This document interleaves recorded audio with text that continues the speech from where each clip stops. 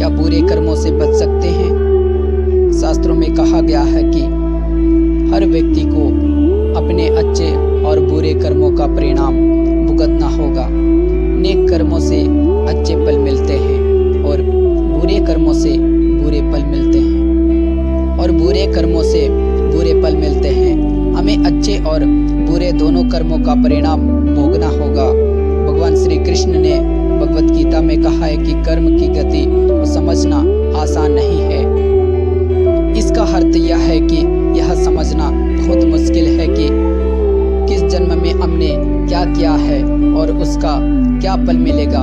यह संभव है कि आपने हजारों जन्मों पहले क्या होगा जिस पाप के कारण आज आपको इतना बुरा हुआ है। इसके अलावा आप शायद अनजाने में कुछ गलत किया हो जिसके बारे में आपको पता नहीं है। क्या धोखा देकर किए गए पापों का परिणाम मिलता है? कर्म का सिद्धांत सटीक नहीं है, चाहे आप जानबूझकर करें या अनजाने में। अगर आप कुछ गलत करते हैं तो आपको उसका फल अवश्य मिलेगा। शास्त्र कहते हैं कि अगर आप अचानक आग को छुए तो आपका हाथ जलेगा ही।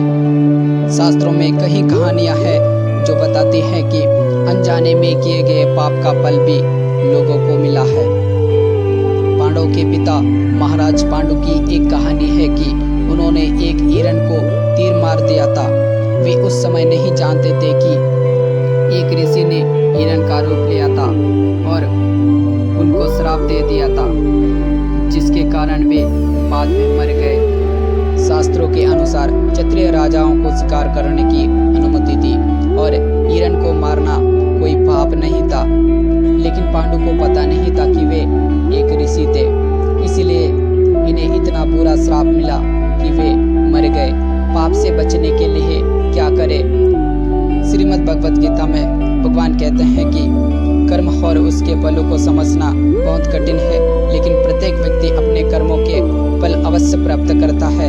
श्रीमद् भगवत गीता के अध्याय 18 में भगवान श्री कृष्ण ने कहा है कि सभी धर्मों को छोड़कर मेरे शरण में आओ और मैं तुम्हारे सभी पापों से मुक्त कर दूंगा। आपको धन्यवाद। ऐसी वीडियोस के लिए हमें सब्सक्राइब करें।